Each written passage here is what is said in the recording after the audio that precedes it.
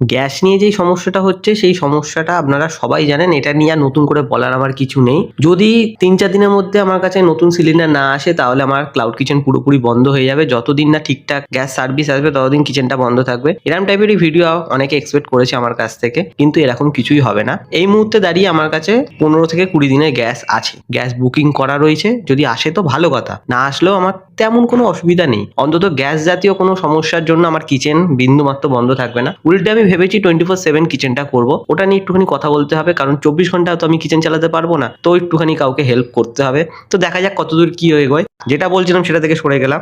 দুটো ইন্ডাকশন রয়েছে আমার কাছে, দুটো ইন্ডাকশনে A to Z বাসনও আছে আমার কাছে। উল্টে 4-5টা করা এক্সট্রাই রয়েছে ইন্ডাকশনে। আমি প্রচুর বাসন কোসন আছে আমাদের, তো কোনো প্রবলেম হবে না সেখানে, চিন্তার কোনো ব্যাপার নেই। ফার্স্ট বাইট কোনো রকম বন্ধ হচ্ছে না। তো এখন আপনারা অর্ডার করুন, বিন্দাস অর্ডার করুন। তো অর্ডার করার জন্য জানেন সেই নিয়ে আর কোনো কথাই হবে না। তো চলুন দেখা হয় পরের দিন নতুন কোনো ভিডিওর সাথে।